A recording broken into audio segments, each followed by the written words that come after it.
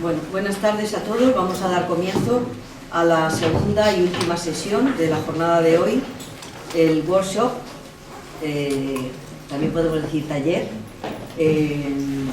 cuartos de mujeres, espacios donde vivir y trabajar en el siglo XVI. Yo tengo que decir que me reservé la posibilidad de hacer esta presentación, no porque no me hubiera encantado hacer todas las demás, sino porque sentía un especial vínculo con el tema del que se va a tratar esta tarde y también con las personas que van a tratar de este tema y que paso inmediatamente a presentar. Son Ana Aranda Bernal, en la esquina. Ana es profesora titular del área de Historia del Arte en el Departamento de Geografía, Historia y Filosofía de la Universidad Pablo de Olavide de Sevilla. En los últimos años ha investigado en torno al medio artístico sevillano y la arquitectura en Andalucía, especialmente las viviendas, no solo su construcción, la distribución de los espacios y sus usos, sino también el análisis de los enseres que indican la manera de habitar. A la vez, Ana ha desarrollado una línea de investigación sobre las artistas y el papel desempeñado por las mujeres en la promoción de obras de arte desde la Baja Edad Media hasta el siglo XVIII.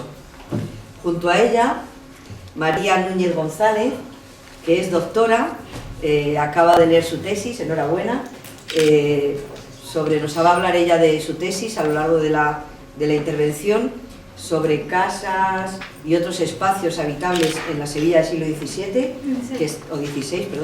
que está en prensa en este momento. Es por tanto doctora en arquitectura, profesora contratada doctora de la Universidad Internacional de La Rioja, en el máster de educación secundaria y asistente honorario en el Departamento de Expresión Gráfica Arquitectónica como miembro del grupo de investigación Espregráfica dirigido por Antonio Gámez en la Universidad de Sevilla.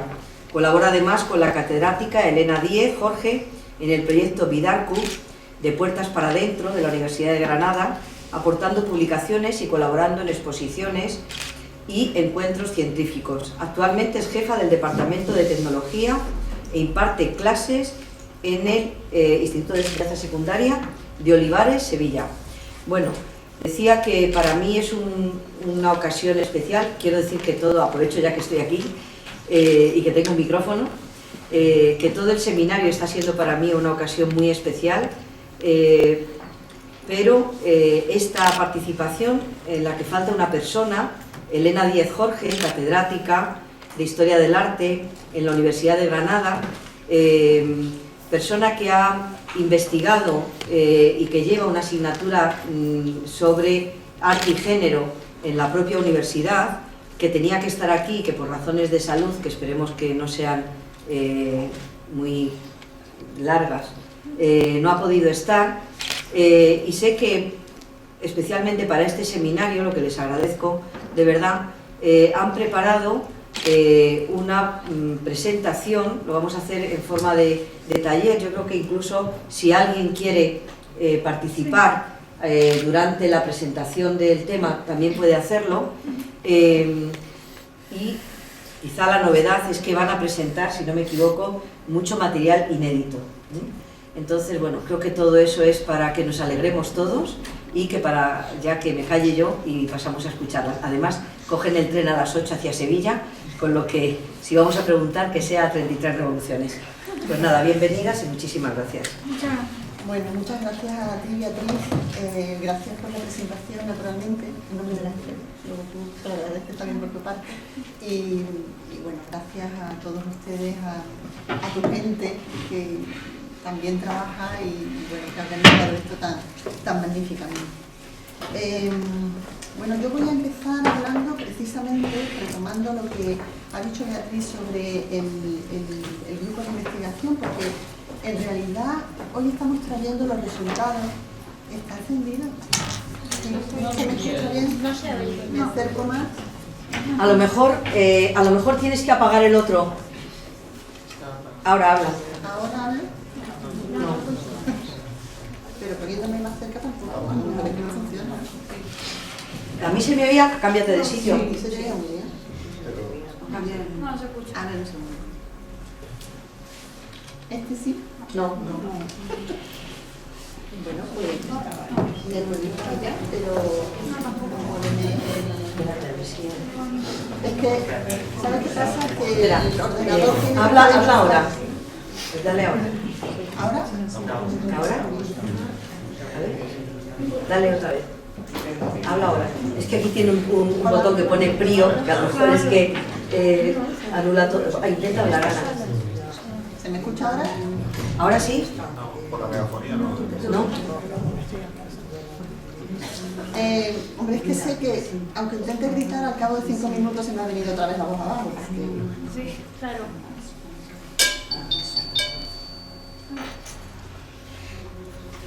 Pero está encendido. A mí no se apaga.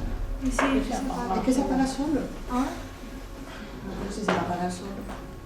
No creo que se apague, ¿no? Sí, yo lo había encendido. y Pero se creo que lo apago yo desde Sí, que aquí. lo apaga él. Yo lo apago desde aquí, sí. Dale ahora, a ver. Intentamos que bajasen, pero fue imposible. Solamente hemos conseguido que se apaguen. Bueno, intento gritar. Sí, la megafonía, sí creo que la megafonía no estará encendida. Puede que la conexión sí. Pero si a ella sí se la escuchaba, ¿no? No, hay que hablar. El brío que tiene.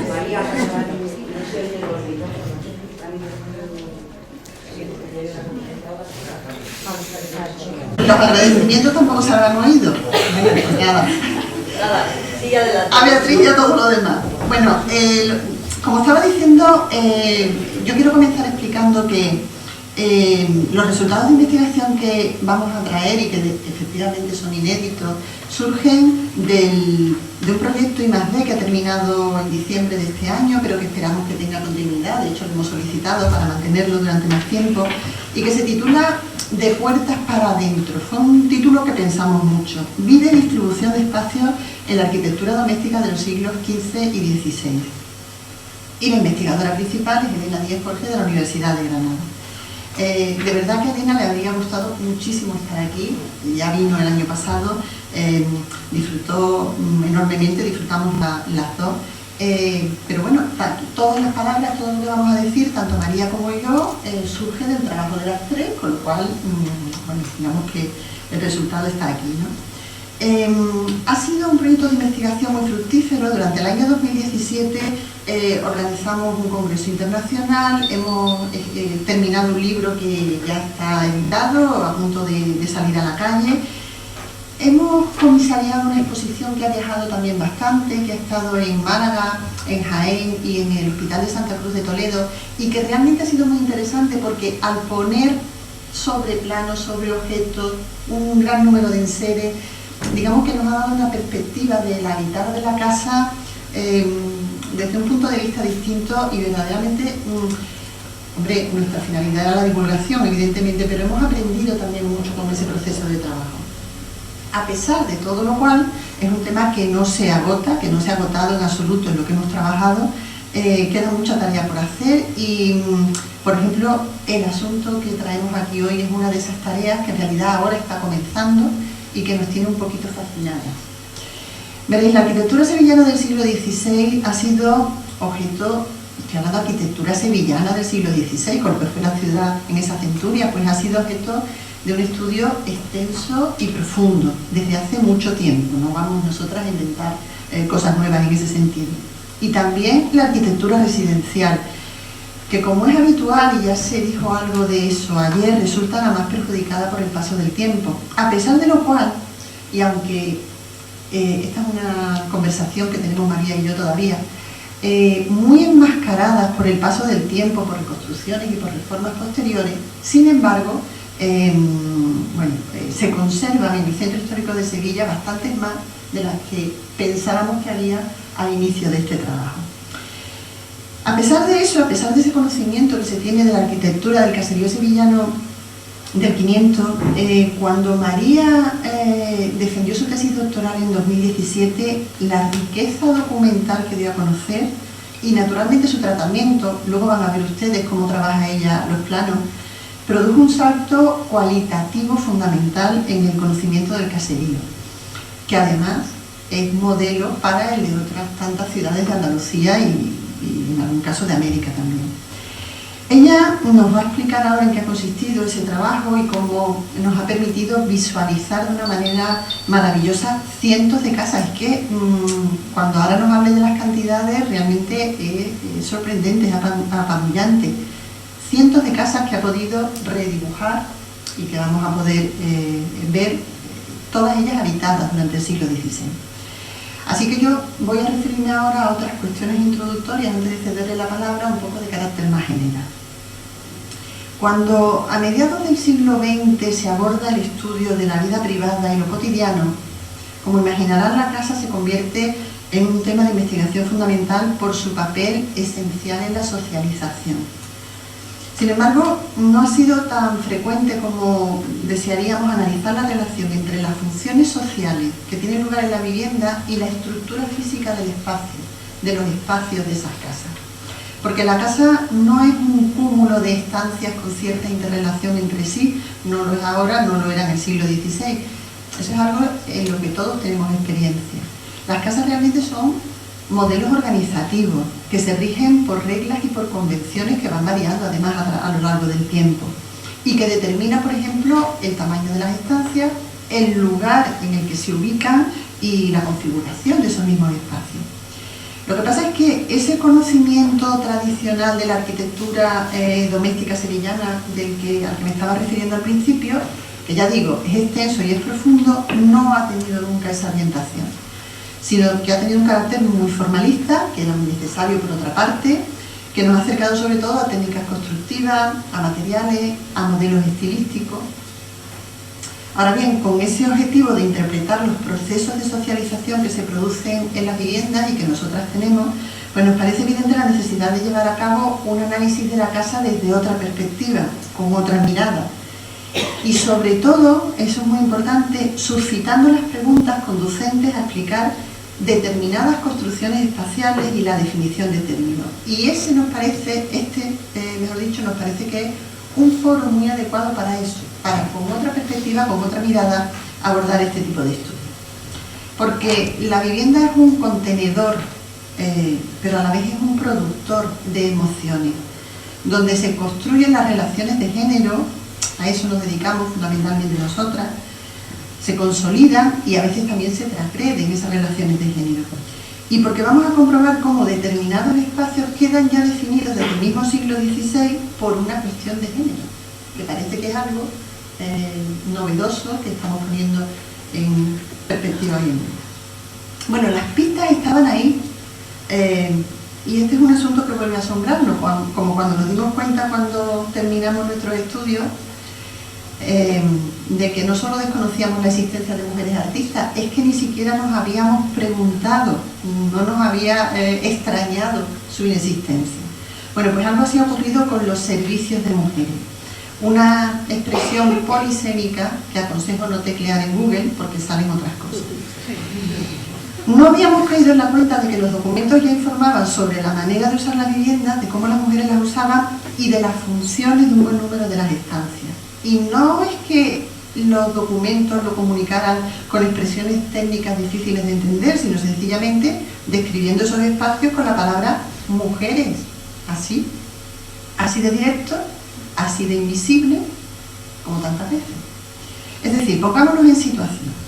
Los escribanos del siglo XVI, en un tipo de documento llamado apeo, que ahora María nos explicará en qué consistía, fueron anotando al dictado de los alarifes o maestros de obra, mientras se desplazaban por el interior de estas viviendas, que en ciertos espacios las mujeres realizaban las tareas de las que eran responsables y en consecuencia pasarían allí la mayor parte del día. ¿En qué consistían esas ocupaciones? Bueno, pues las que todos nos imaginamos, porque seguimos haciéndolas o porque vemos cómo las mujeres siguen haciéndolas. Son aquellas que procuran la supervivencia y el bienestar del grupo familiar y más allá de aquellas puramente dedicadas a las necesidades básicas como el descanso, dormir, comer, se cubren otras tan esenciales y emocionales como el afecto y la protección. Así descubrimos que existe un área segregada en el interior de las viviendas, justificada por diversas razones. Desde luego hay que tener en cuenta que el debate sobre lo público y lo privado para el estudio de la vivienda aún adolece de muchos matices, en ello estamos, y llevamos tiempo reflexionando sobre el hecho de que la casa, al menos durante los siglos XV y XVI, al contener además talleres, espacios productivos, comerciales, administrativos, incluso de representación del poder, pues contaba con sus propios mecanismos reguladores sobre lo íntimo, la privacidad y lo público. Y daba lugar a que algunas estancias fuesen accesibles a personas ajenas a la familia, eso es lo que nos interesa aquí. Pero creemos que la razón fundamental para la segregación que revelan los documentos sería la marcada división del trabajo por una cuestión de género. Es decir, la arquitectura está manifestando la pretensión social de que las mujeres, aun dentro de la casa, vivan agrupadas entre sí y aisladas de otros espacios funcionales mientras se dedicaban a las tareas domésticas. Ahora bien, de inmediato nos surgieron pues muchas preguntas. ¿Ocurría en todas las casas de la ciudad? ¿Las características arquitectónicas de esos espacios eran diferentes a las del resto de la vivienda? ¿Qué tareas concretas se desarrollaban en esos lugares? ¿Las mujeres no se movían de ahí? ¿Existía una especie de reclusión o por el contrario trabajaban y habitaban también en el resto de la vivienda? ¿Compartían habitación con los espacios de trabajo? ¿Dormían en ellos? ¿Eran zonas accesibles a los hombres de la casa? Bueno, lo cierto es que estamos ya en condiciones de responder a la mayoría de estos interrogantes, pero como tantas otras veces, el conocimiento no ha aflorado, y en esto quiero insistir, hasta que no hemos sido capaces de formular determinadas preguntas surgidas de una mirada de género. Y ahora en este punto voy a ceder la palabra a María para que les explique las características del conjunto documental con el que hemos trabajado, y luego yo seguiré analizando los espacios.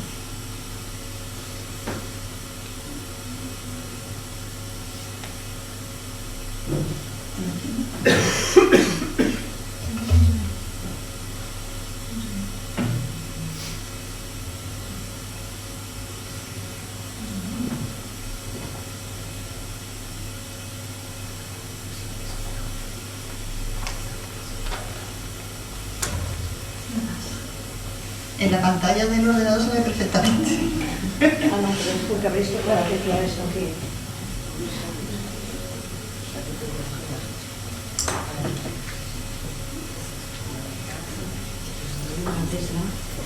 Antes la japonesa. Sí, pero se estaba viendo.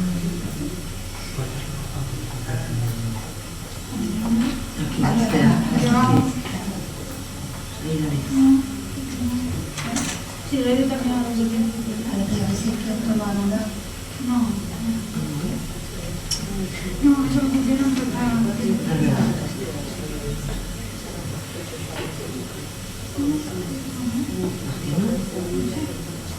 No, pero esto es una cosa de teclado. O sea, dice que hay por aquí una tecla. ¿Qué es esta? Pero si lo otro se estaba viendo. Vamos a cerrar. Ah, ¿por qué salió tu otro? Claro, es que ella tiene uno que no.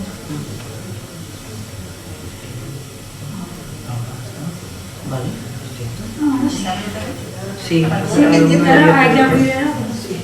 Vamos a ver si ve que no. Bueno, muchas gracias por la presentación, Beatriz.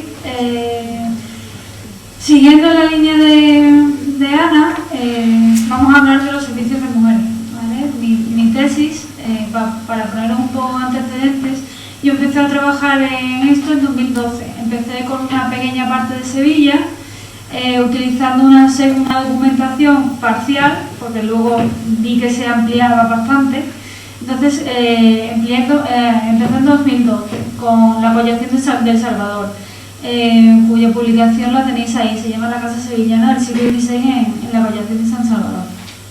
Posteriormente, como yo le vi bastante amplitud a esta línea de investigación, pues conseguí elaborar mi tesis doctoral, que ya ampliada a todos los usos disponibles en la documentación y después ampliando la línea de investigación no solamente a la arquitectura, sino también al glosario y al dibujo, pues leí la tesis que se llama Casas, corrales, mesones y tiendas en la Sevilla del siglo XVI. arquitectura, dibujo y léxico de Arices. La tesis ahora mismo está preparándose la edición, por lo cual este año yo espero que salga, así que la tendréis disponible pronto. Voy a explicar un poco para que entendáis qué tipo de documentación utilicé para la tesis. Para estudiar el caserío sevillano hay diferentes tipos de fuentes. Por un lado tenemos libros de apeos de casas o inmuebles, porque en la documentación, cuando se refiere a casas, se refiere a inmueble en general, no a casa residencial propiamente dicha. Entonces, libros de apeos de casas. Tenemos también documentos notariales y planos de parcelas o de edificios. Y además tenemos no solamente documentos literarios, tenemos también planos. La planimetría básicamente es a partir del 17, pero también hay. Entonces, estuve consultando 3 archivos básicamente. El archivo de la catedral, el archivo de la Diputación de Sevilla y el archivo histórico provincial. No sé si se ve bien los números, yo voy a hablar en general, pero hay en torno a 1.694 apeos y planos, ¿vale? Todos del 16. Para la tesis se utilizaron, pues eso, 1.694. Ahí tenéis un ejemplo de lo que es un apeo del Cabildo, ¿vale? Dentro del archivo catedral había 2 libros que eran los que tenían todos los apeos de los años 1542-1543, que eran los más descriptivos. Entonces son los que hemos utilizado para esta investigación especial sobre el servicio de mujeres. Entonces, entre el Cabildo y Fábrica, de estos 2 libros, tenemos 763 apeos. Ahí ya digo que aparecen tanto residenciales como mesones, corales, tiendas, etc. Entonces, de estos 763, 481 son especialmente de casas, es decir, uso totalmente residencial, de los cuales 39 hacen alusión a algún tipo de espacio especial para las mujeres, específico para las mujeres, lo que supone un 8% más o menos. Que es poco, parece, porque ahora explicaré más o menos cuáles serán los espacios específicos de la casa sevillana, pero realmente es bastante significativo, ya veremos por qué. En esta investigación, pues solamente nos hemos centrado en los apeos de casas y en los literarios, porque también ya digo que los había gráficos. ¿Cómo trabajo con los apeos? Bueno, pues os he traído más o menos la metodología que seguí en la tesis y que empecé además a desarrollar en 2012, que se basa en 5 pasos. Primero, fotografío o transcribo todos los apeos, o sea, los 1.600 y pico apeos están transcritos y pasados a una base de datos. Después, la segunda parte, que sería el bordado de información en esa base de datos, trabajo básicamente con 2 tablas de Excel, 2 hojas de cálculo. Por un lado tengo los datos generales de los inmuebles y por otro lado tengo las descripciones específicas de cada uno de los espacios, que incluyen superficie. ¿Por qué? Porque me dicen ancho y largo, o sea que puedo saber la superficie de los espacios.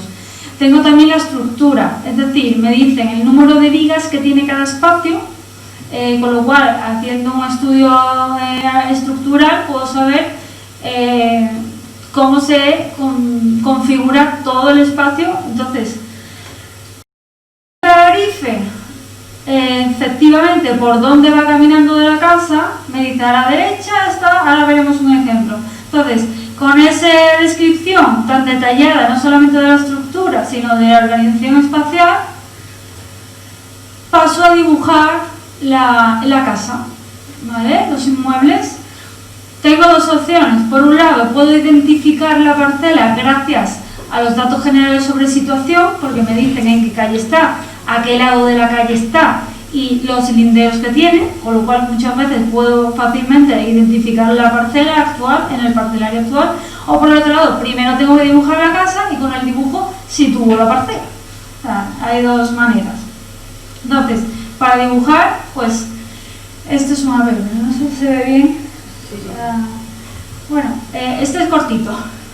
Vale, entonces, como veis ahí, pues primero lo que hace es decir dónde está la casa. En este caso, en la Collación de Santa María, en Caldabades, en la calle principal, y dice que las tiene de por vida y dice quien las habita y el oficio del que las habita. Eso también es información muy importante, porque eso me da otra línea de investigación que ahora mismo estoy desarrollando sobre el papel de la mujer en el mercado inmobiliario de Sevilla.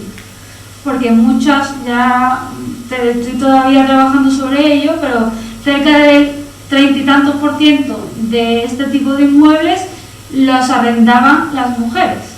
O sea que hay un papel importante también de la mujer en el mercado inmobiliario. Bueno, pues seguimos con el apelo. El apelo está organizado por párrafos. Cada párrafo describe un espacio. En este caso, primero siempre normalmente empieza la casa puerta, después como veis ahí el zaguán, el portal, la cuadra, en este caso un comedor, que es raro, un patio, muy típico en la casa sevillana, como ahora diré, cámara, ¿vale? Entonces, en cada párrafo, pues, ¿qué me dice? Largo y ancho, el suelo de la estancia, me dice también la estructura, si está doblado, si está tejado, me dice, sobre mano derecha hay una chimenea, me dice también cómo es la chimenea, o me dice si tiene un armario, o el espacio que está contiguo, ¿vale? O si tiene una ventana. Entonces, con toda esta descripción surgen estos planos. En la tesis, pues he dibujado cerca de 350 inmuebles. Entonces, gracias a este dibujo y a la labor de situación de las parcelas, ha dado también como resultado una planimetría específica de la Sevilla del siglo XVI. Este es uno de los resultados más espectaculares de la tesis, porque no solamente me ayuda a conocer los inmuebles, sino también a conocer el urbanismo y a reconstruir las calles que había en esa época, ¿no? Entonces, bueno, con toda esta información, con las 39 inmuebles que hemos utilizado para hacer el trabajo, pues los tenéis ahí, son esas 39, la mayoría, como veis en el plano, Sí, está... y que los rojos no se ven. Eso, bueno, es que los puntitos son rojos, pero no se ve bien. Básicamente, como veis, los puntitos negros son las casas, ¿vale? Situadas. Como veis, están básicamente en la zona sur, en la zona de Santa María, en la zona de Santa Cruz, ¿vale? Básicamente porque ese tipo de casa en el que aparece el servicio de mujeres es una casa por encima de la media de Sevilla, ¿vale? La superficie de esta casa ronda los 400 metros cuadrados de superficie de parcela. O sea, es una superficie amplia respecto a los 160 metros cuadrados que he conseguido elaborar en la tesis, ¿no? De los 1000 apeos, pues 160 metros cuadrados en toda Sevilla es la media de superficie.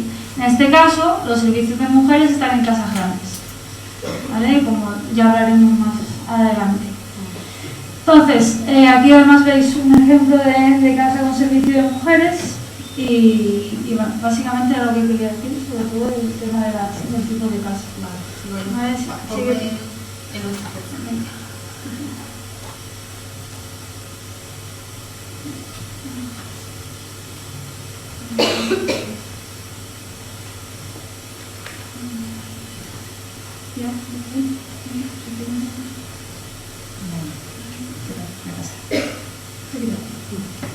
No se ha quitado. Es que es una pantalla en rojo que aquí aparece en negro. Ah, vale. Es que todo lo que aparezca negro en realidad es el rojizo de los documentos. Bueno, a ver, muchas de las casas que se han analizado en este trabajo, que en el trabajo solo estamos estudiando las que tienen servicio de mujeres, no todas, el resto pertenecen a su tesis, ¿no? Pues estaban ubicadas bueno, en las colecciones de Santa María de Salvador y muchas de ellas en la calle Agade y adyacentes. Por eso he traído esta imagen, me ha parecido interesante, aunque es posterior, porque es una vista de la catedral hecha desde la calle Agade, es decir, todos esos tejaditos, azoteas que están en la parte baja corresponderían a las casas que hemos estudiado, bueno, algunas de las casas que hemos estudiado. En estas 39 casas de las que ha hablado María, se mencionan de diferentes maneras los espacios que nos interesan. Bueno, aquí claro, al perderse el robo, Sí, el gráfico también queda un poco... En más de la mitad dice patio, que es servicio de mujeres. Estas frases son literales. Sí. También se cita con frecuencia servicio de mujeres o aposento de las mujeres. Y luego en menor medida encontramos el cuerpo de mujeres, donde está la cocina y otras oficinas. Corral, que es servicio de mujeres. Callejón, que es servicio de mujeres. Caballeriza, que es mitad servicio de mujeres. Y servicio de esta casa. Es decir, hay una casuística amplia, pero tengamos en cuenta también que es la descripción que el escribano, que el notario, está apuntando a lo largo de ese recorrido. De todas formas, insisto en enumerar todas las descripciones para que seamos conscientes de que hay una evidencia documental reiterada, que no es que en una casa aparezca el término y queramos convertirlo en categoría. No es en el 100%, pero en todas las casas de grandes dimensiones sí que aparece este fenómeno. Es más, sin extenderme demasiado en otros ejemplos, hay que mencionar que aparte de este conjunto de apeos, a lo largo del 16 también se citan cuarto de las mujeres, pieza de servicio de las mujeres y patio de las mujeres en otras viviendas sevillanas. Algunas tan significativas como la Casa de Contratación, que es un edificio que se construye a principios del 16, pero que en una reforma que tiene lugar en los años 30 se hace una descripción del edificio, en concreto de la vivienda del contador, y aparece el servicio de mujeres. También en el Palacio del Marqués de Tarifa, que esta mañana ha mencionado Sergio, que es lo que conocemos como Casa de Pilatos. En la de su hermano, donde vivieron Juana Cortés y su marido, que es el Palacio de las Dueñas, también el servicio de mujeres. O en la Casa de los Pinelos, que hoy es la sede de la Academia de Buenas Letras, precisamente en la calle Abad. Por tanto, una primera conclusión es que no se trata de una ocurrencia casual de un alarife o de un escribano, sino una realidad organizativa de la casa sevillana, por lo menos de la casa principal sevillana en el siglo XVI. Parece que la referencia original y más completa sería patio del servicio de las mujeres, pero la frase pues se va acortando en la mayoría de los documentos, eliminando el término patio, y en otros casos pues más bien se describen las adaptaciones que ha ido experimentando. El concepto servicio nos acerca al lugar donde trabajan las mujeres, pero también las mujeres de la familia, o solo las criadas y las esclavas. No olvidemos que describimos una sociedad esclavista, y en Sevilla estas personas estaban dedicadas en un altísimo porcentaje al servicio doméstico. Todavía en estas fechas había muchas esclavas moriscas como consecuencia de la guerra de Granada. También había bastantes canarias que habían sido vendidas a raíz de la conquista de las islas, pocos años antes, y naturalmente muchas africanas traficadas por los portugueses. Pero volviendo a mi pregunta, ¿las mujeres de la familia también ocupan este espacio de servicio? Es que esto es fundamental para conocer la fluidez de la distribución de estos espacios. Nosotros pensamos que seguramente sí, salvo en el grupo de mayor fortuna, la élite más encumbrada, pues las madres, esposas, hijas, hermanas de los propietarios y arrendatarios, incluso si son ellas mismas las cabezas de familia, porque en muchos casos la documentación está a su nombre, intervienen en los trabajos atribuidos a su género: alimentación, limpieza, crianza, cuidado, gestión del hogar. Hombre, quizás no realizando las tareas más fatigosas, pero sí vigilándolas de cerca. Pues para eso han sido educadas a través de la imitación de los modelos femeninos que desde niñas han tenido a su alrededor. En la sociedad patriarcal del 500, el papel de las mujeres se supedita al de los hombres. Claro está, eso no es nada nuevo. Sin embargo, eso no significa que las niñas estuvieran condenadas a la ignorancia. Por lo general se las educaba dentro del hogar por otras mujeres de la familia para que fuesen hacendosas. También se ha hablado reiteradamente de la ocupación de las mujeres. Una mujer ociosa es lo peor, porque va a dedicar su cabeza a inventar maldades. Lo digo así porque tal como lo consideran tratadistas y textos de la época, ¿no? Debían ser además capaces de administrar sus casas. Tenían la necesidad, una vez que esas jóvenes, esas muchachas estuvieran casadas, de llevar a cabo una administración de más o menos fortuna, pero bueno, tenían que gestionarla. Y desde luego debían dedicar gran parte de su tiempo a las labores textiles, de aguja y de palillos, pero no solo en este caso para que estuvieran ocupadas con eso, es que la costura, bueno, no solo la costura, desde el hilado, el hacer los tejidos y luego el coser, era una labor en la que estaban ocupadas, pero porque había la necesidad de producir esas prendas, y desde luego es una de las, hoy en día sigue siendo una de las empresas económicamente más potentes de nuestros países, ¿no? Otra cosa fundamental, tenían que aprender a criar sus futuros hijos, eso constantemente por repetición de los modelos, ¿no? No solo criar, digamos, sacarlos adelante, sino transmitirles creencias y tradiciones. En ellas está esa transmisión tan importante. Incluso las niñas de la élite tenían acceso a disciplinas intelectuales, es decir, que estamos hablando de una supeditación de un género a otro, pero desde luego no en que esas mujeres pues, permanecieran a un nivel de conocimiento mínimo, ¿no? Y naturalmente en las casas que hemos estudiado habría familias sin mujeres adultas o capacitadas para dirigir a esas criadas y a esas esclavas. Repito, es que la casuística es muy amplia. ¿Qué hacer entonces? Bueno, pues alguien competente asumiría esas tareas, probablemente una servidora más experimentada a cargo, al mando de un hombre de la familia. Es más, en casos de un bajo nivel económico, las mujeres de la familia estarían obligadas a trabajar codo con estas mismas servidoras. Sí compartirían espacios de trabajo. Ahora veremos qué espacios son esos, pero fundamentalmente el patio y la cocina. El patio es muy importante.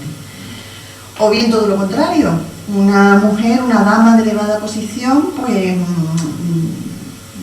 podría mandar desde su cámara o vigilando desde los corredores altos. Este, por ejemplo, es un corredor alto. Bueno, este es de la Alhambra, pero para el caso la distribución es la misma. Sin necesidad de pisar el servicio de mujeres, de estar en el patio realmente donde se estaban haciendo las faenas. En todo caso, para las esclavas y criadas, que por supuesto también desarrollan tareas de limpieza y de atención a los señores en otros lugares de la casa, el servicio no haría solamente referencia al espacio donde trabajar. Allí están, comparten, comen, duermen, alumbran, crían, cuidan, en definitiva allí viven. Y su reclusión en esos servicios de mujeres no se debía exclusivamente a una cuestión de género, que sí es fundamental, sino también de relaciones de poder. Claro que son dos factores que están siempre entremezclados. Me interesa detenerme un momento en esto último, que podemos apreciar a través de un ejemplo contemporáneo, de mediados del siglo XVI, territorialmente cercano a Sevilla,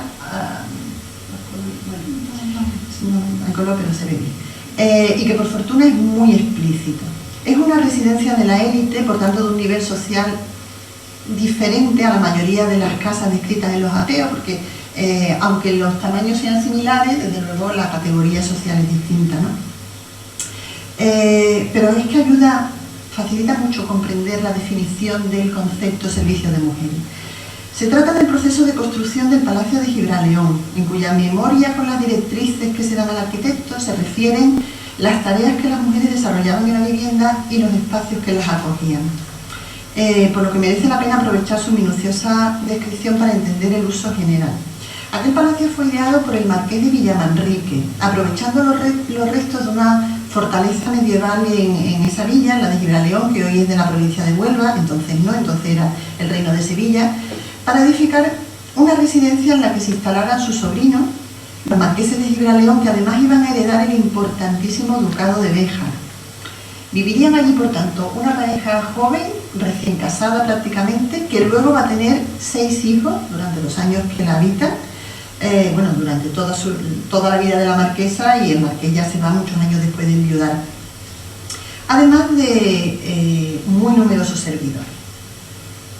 Esta es una vista del palacio dibujado en el siglo XVIII, en 1789, para el Diccionario Geográfico de España del académico Tomás López, que se conserva esta vista en la Biblioteca Nacional. Y desde luego una vivienda más extensa que las casas sevillanas que conocemos a través de este conjunto de apeos, pero lo interesante es que no se trata de un proyecto innovador. Normalmente apreciamos las innovaciones, en este caso lo que nos viene bien es que no sea innovador en cuanto a la distribución de los espacios y de los usos, todo lo contrario. El marqués de Villamanrique, que es el ideador, no el que luego la habita, tenía su residencia habitual en Sevilla, en el Palacio de los Duques de Béjar, que hoy en día es la Consejería de Cultura de la Junta de Andalucía. Y lo que estaba haciendo era aplicar un modelo usual, por eso ilustra aquí. La residencia fue construida en un promontorio a orillas del río Odiel. En la foto de arriba a la izquierda se muestra el estado en el que se encontraba a principios del siglo XX. Y en el resto apreciamos cómo su conservación se fue degradando hasta casi desaparecer, que es la fotografía de abajo a la izquierda. A pesar de ello, la documentación nos ha permitido formular una hipótesis en este plano que ha dibujado María, de la planta superior de la vivienda, y que aquí lo he superpuesto a la foto aérea actual del resto arqueológico. Y en esta otra pantalla, para que podamos interpretarlo mejor, he señalado en verde la residencia, las estancias del Marqués, que como lo verde que se ha perdido, pues toma, señálalo tú,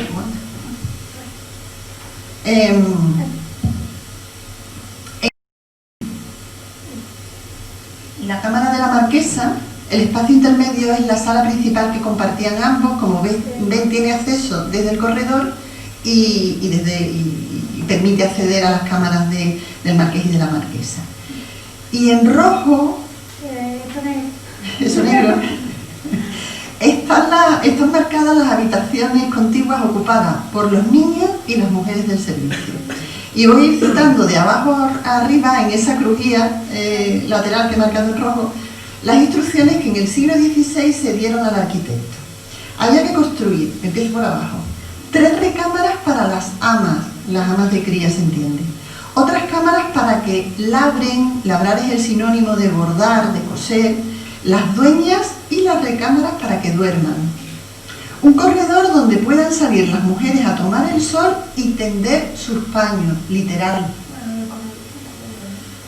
Dando salida a la banda del río, un servicio de mujeres con grandes corrales y lo demás conveniente, sin que de ninguna parte sean señoreadas ni vistas. Señorear es dominar. Cocina de mujeres con su despensa. Todo eso va. Aposentos donde estén las criadas, que es donde laven, amasen y duerman. Y al cabo, sus letrinas. Arriba de todo. Bueno, en Gibraleón, el grupo que se dedicaría a la atención doméstica estaba compuesto casi exclusivamente por mujeres. Era amplio y de diferentes rangos. De hecho, ya en esta enumeración se aprecia la jerarquía. Las amas de cría y ayas dormían con los niños de la familia en cámaras y recámaras. Es decir, con mayor preferencia que las mujeres responsables del servicio general de la casa, de la alimentación y de la limpieza, que dormían en los propios espacios de trabajo. Nos lo dicen explícitamente, donde laven y amasen es donde van a dormir. Las relaciones de poder también explican la agrupación y aislamiento de los espacios femeninos como respuesta a una situación general de abuso hacia las mujeres.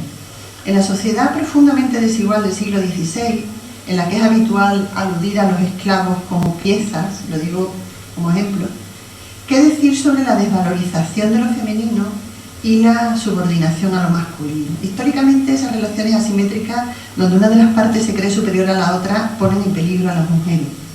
Viven en riesgo físico por una razón de género, pero también en riesgo moral.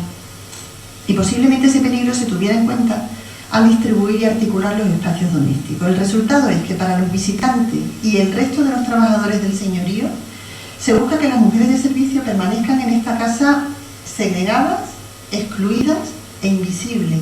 Literalmente se dice sin que sean señoreadas ni vistas.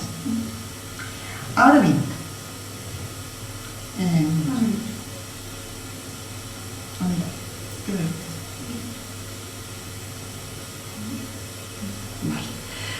esto no se hizo por combatir una situación injusta, ya que era una construcción social que las estructuras culturales legitiman, aceptan y reproducen. No se estaba intentando evitar una situación así. La intención de segregar, excluir e invisibilizar pretende, entre otras cosas, preservar el honor de las mujeres. Esto es complicadísimo. Honor, naturalmente, ligado a la sexualidad. El honor es muy difícil de mantener, porque para colmo no se consigue a través de las virtudes ni de las actuaciones propias, ni siquiera de las forzadas, sino por la opinión que sobre las mujeres y sus actos tuviera la sociedad. es diabólico y aún vigente, de lo peor. Además, el honor o la pérdida de reputación se extendían a la familia y el entorno, por lo que la implicación de su defensa es colectiva. Y en este caso, los responsables y posibles afectados serían los propios señores, los marqueses de Gibraleón, en otros casos, pues los señores correspondientes. Consecuencia, se considera que la manera más eficaz de defender la fragilidad de la honra es la reclusión de las mujeres. Ahora bien, más allá de las restricciones que los señores de la élite impusieran a sus criadas, esclavas y a las propias mujeres de la familia, y del éxito del cumplimiento, es difícil imaginar que en las viviendas más o menos populares de Sevilla el servicio de mujeres fuera un espacio exclusivo para ellas, porque no contiene barreras físicas infranqueables que lo separen del resto de la casa. Hay puertas y cerraduras, claro, pero igual se cierran que se abren. Por tanto, la distribución espacial se complementa con un control por parte de la sociedad y de la Iglesia que sí es mucho más eficaz. En definitiva, el servicio de mujeres y sus espacios asociados fueron un conjunto de lugares, esto es ya una aproximación a la definición, de lugares descubiertos, fundamentalmente patios, azoteas y corrales, en donde se realizaban un tipo de actividades, alrededor de los cuales se disponían otras estancias cubiertas, cocina, despensa, cámara y otras piezas que luego veremos. Estas estancias se definen por su función y no siempre están separadas con nitidez del resto de la casa. Como digo, hay ciertos espacios fluidos. Constituían un motor doméstico, por supuesto, y la casuística es amplia. Además, su existencia no respondía a ordenanza, en ninguna ordenanza municipal vamos a encontrar nada con respecto a los servicios de mujeres, sino a costumbres y adaptaciones sobre su uso. Las referencias a cámaras, piezas, salas, etcétera, en el servicio de las mujeres se debe a que son espacios polifuncionales. Todavía estamos utilizando en este sentido estructuras medievales, ¿no? Que se iban adaptando a los diferentes usos según el momento del día o las necesidades. Todo esto lo hemos analizado para la publicación, hemos hecho los deberes, tenemos el texto y todo eso. Por eso no me voy a detener ahora porque es farragoso y extenso, así que eso lo leemos. Me voy a centrar especialmente, y para ir acabando ya esta parte, en hablar del patio. Yo normalmente cuando hablo de estas cosas hago la narración desde la información que ofrecen los datos documentales. Esto me parece perfecto para construir conocimiento, pero para transmitir la verdad es que me gustaría ir más allá, pero es que en este caso los datos que tenemos son muy descriptivos en cuanto a lo arquitectónico, pero parcos en otro sentido. Así que como complemento ilustrativo me voy a servir de la información sobre los enseres que nos ofrecen los inventarios de bienes contemporáneos, que sí tenemos una buena cantidad, y por supuesto las descripciones arquitectónicas de los apeos. Pero claro, no puedo dejar de pensar que aunque parezcan unas descripciones objetivas, aquí hay muchos matices, que están hechas por profesionales, alarifes, maestros de obra, al fin y al cabo son producto de la percepción y de la percepción de unos hombres que no habitaron estos servicios de mujeres, que en todo caso quizás estuvieran en sus casas, pero ni siquiera en la casa probablemente de un escribano o de un alarife, ¿no? Sino de otro nivel social. Bueno, ellos hacen una buena descripción, vamos a tomarla como ciertamente objetiva, pero es una arquitectura despojada de la vivencia. Es algo que tenemos que aportar con otro tipo de documentación, especialmente pues, con los inventarios de bienes que nos ilustran sobre enseres.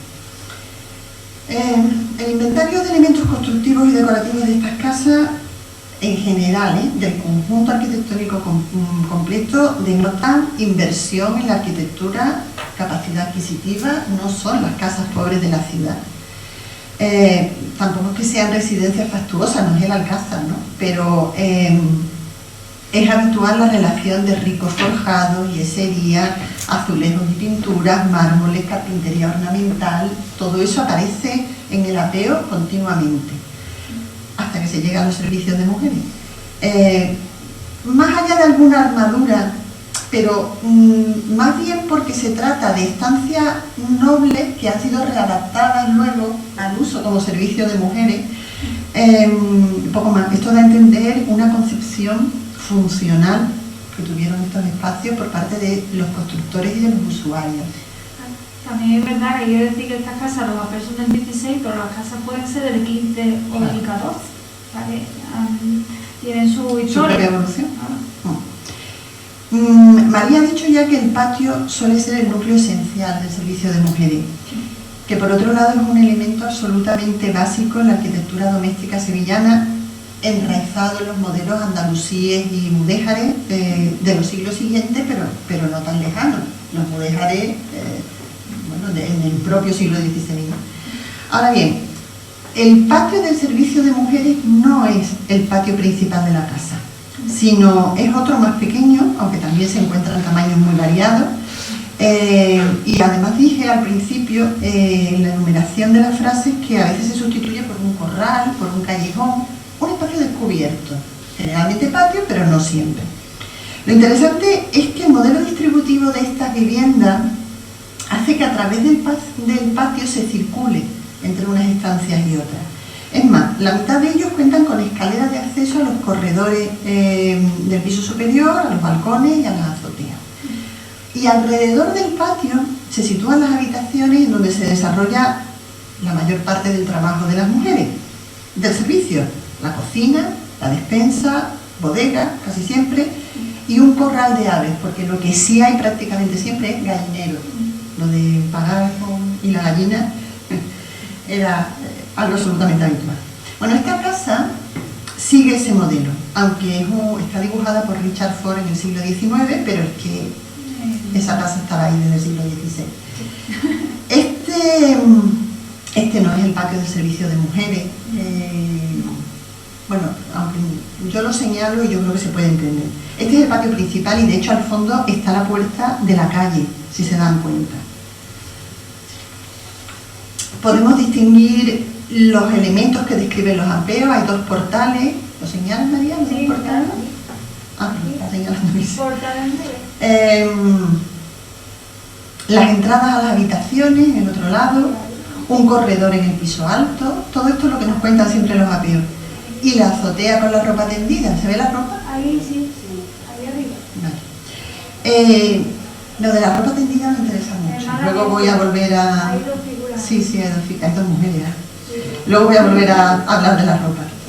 El patio es que es esencial porque ventila y da luz. Es que es algo que ahora nosotros no valoramos suficientemente porque le damos al interruptor y punto.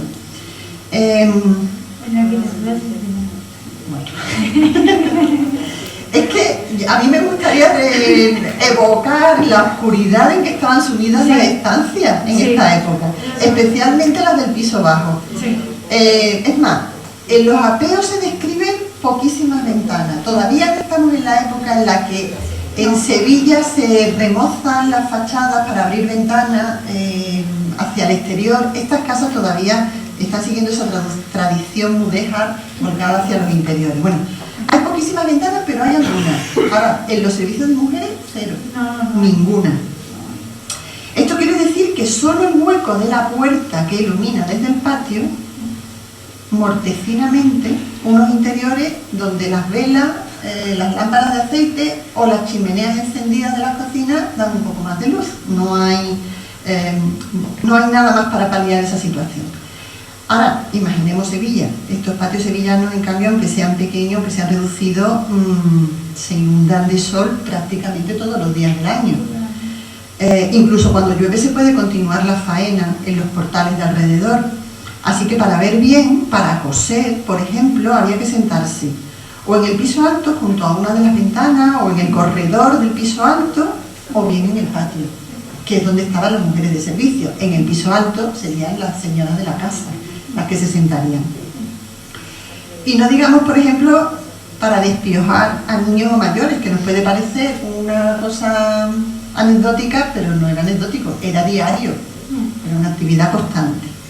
Bueno, no eran patios suntuosos, sino muy funcionales, ya se ha dicho, con uso intensivo, dotado de las construcciones, de las soluciones constructivas y las infraestructuras especialmente relacionadas con el agua, que facilitan la vida y el trabajo. Por ejemplo, en ninguno de los apeos se citan aljibes subterráneos. Pero en Sevilla tampoco. No, muy poco, pero claro, a ver, el aljibe es el que recoge el agua de la lluvia fundamentalmente y la almacena, pero es que es una obra muy costosa, Sí. Requiere una planificación y un trabajo previo importante. Y el subsuelo de la llanura de Sevilla está impregnado absolutamente de agua, como ahora. En el siglo XVI, igual, abrir una zanja de 2 metros es tener agua. Con lo cual, esto explica la existencia absolutamente generalizada de pozos como los principales suministradores de agua en toda la vivienda. Así que es una constante. En más de la mitad de los casos ese pozo se sitúa en el servicio de las mujeres, sobre todo en el patio, pero también los hay en la cocina y un par de ellos en el corral. Son pozos sencillos, arrinconados, con brocales de barro de albañilería. Aquí vemos algunos que están en el Museo Arqueológico de Córdoba. Algunos son anteriores, no sé muy bien, pero algunos son anteriores y otros son contemporáneos en este momento. Estos serían los de barro. A veces también se construye junto a una pila para recoger agua o con una alberquita cerca. Esa es una gran ventaja, al tener el agua en la propia casa. Se podía abastecer cómodamente en la cocina, llenar los lebrillos para fregar los cacharros y la vajilla. Es que tengamos en cuenta que se hacían las mismas actividades que nosotros hacemos hoy en día, obviamente. Y naturalmente facilitar el aseo de todos los miembros del grupo familiar y de toda la comunidad que vive en la casa. Usar para el lavado de la ropa, que es además un trabajo muy duro que ocupaba a las mujeres durante muchas horas al día. Sería una constante la ropa tendida a las azoteas. Aquí he traído más ejemplos. Estos son, de nuevo, ejemplos del siglo XIX, pero estamos viendo una traslación de lo que ocurre en el XVI. También puestas a blanquear en el suelo. La mayoría no sabéis a lo que me estoy refiriendo, pero el sol viéndose picado sobre la ropa blanca se come todas las manchas y al final también la ropa, pero bueno. Pero lo de la ropa tendida me interesa mucho porque son elementos que conforman el paisaje urbano. Hombre, haciendo una transposición, lo mismo que cambió el paisaje de las ciudades, las instalaciones de las antenas de televisión en un momento determinado del siglo XX, ¿no? Conectan de forma muy potente con la vida cotidiana, con la del pasado, con las actividades que llevaban a cabo las mujeres en este caso, con las faenas de la casa. Claro, que raramente aparecen en la pintura o en los retratos o en los relatos que construyen la historia oficial. Nosotros utilizamos mucho las imágenes pictóricas del pasado porque constituyen una narrativa, efectivamente, como se hablaba, no sé si esta mañana o ayer. Pero normalmente estos detalles no aparecen. Es más, suelen aparecer en los dibujos, pero porque los dibujos son una elaboración espontánea, en donde, bueno, pues se recoge de una forma más inmediata alrededor. Luego, cuando estos dibujos se pasan a un lienzo o a una tabla, raramente esos detalles permanecen. Se han quedado en la libreta de dibujo, nada más. De todas formas, aparte de refregar en el lebrillo del patio, me refiero a la ropa, el uso de los lavaderos públicos fue muy frecuente por su comodidad, es más cómodo, y sobre todo, eso ya se sabe, por su importancia en la socialización, porque ya digo, son muchas horas al día lavando, y reunirse con otras mujeres, con otras personas para lavar, bueno, pues va creando unas alianzas, unos lazos, unos conocimientos, unas relaciones que también hay que tener en cuenta. De hecho, solo una de las viviendas estudiadas cuenta con lavadero. Se trata de una casa que es significativamente grande y muy bien dotada. Por ejemplo, tenía varios hornos y chimeneas. Bueno, pues bien, esa vivienda contaba también con una pila de albañería para lavar. En el portal que hay delante de la cocina, es que esta pintura, que es del 19, vuelve a estar retratando algo que en realidad nos conecta con lo que es la arquitectura vernácula y las tradiciones que se han mantenido durante mucho tiempo. Y un lavadero de 3 lebrillos guarnecidos con albañilería, bajo un tejado que se construyó en el patinillo, un poquito reservado, ahí era donde lavaban. Y finalmente, en relación con el agua, no olvidemos las letrinas, que no son gran cosa, un agujero en el suelo reservado por un cobertizo, pero para cuya limpieza también convenía tener agua cerca.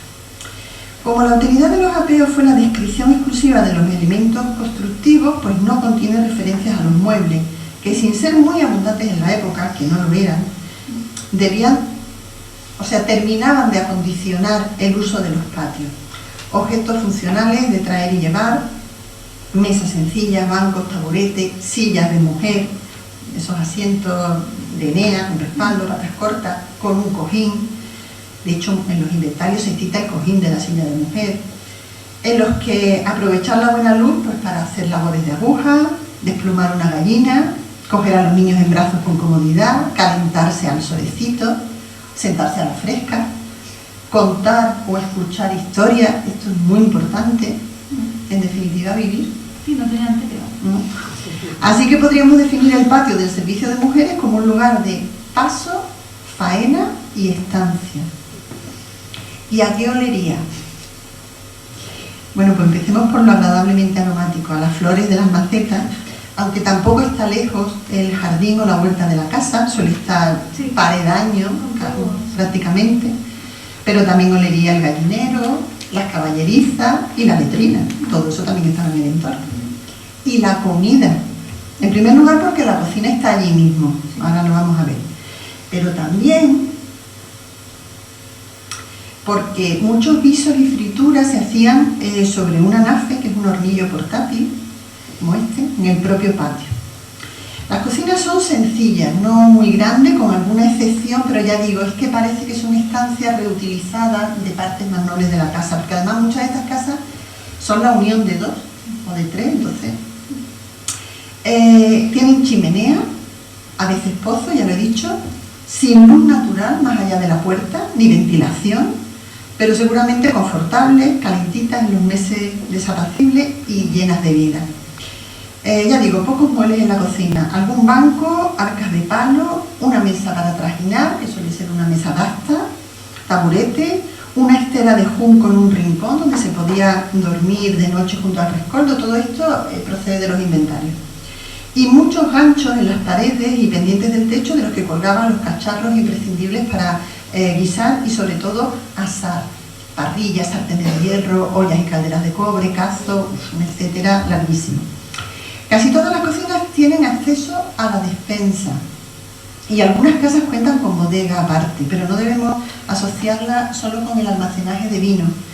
Como en la actualidad en las despensas había harina, aceite, frutos secos, sobre todo almendras, queso, miel, legumbres, salazones, tanto de pescados como de carne, conservas variadas, confites, bastantes confites, carne de membrillo, muchísima carne de membrillo. A partir de aquí me da la tentación de empezar a hablar de las recetas, por eso me voy a contener, porque también las tenemos. De hecho, en la Biblioteca Nacional se conserva un buen número. Solo decir que en algunas viviendas se especifica la existencia de un horno de pan, aunque también es frecuente amasarlo en casa y llevarlo a cocer a un horno público. Bueno, y ahora es el momento de entrar ya en las casas de la mano de María.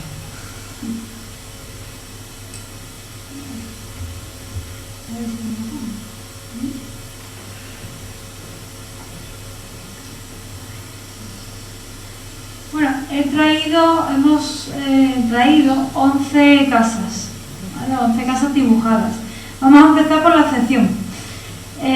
La excepción es encontrar un espacio para las mujeres en la casa puerta.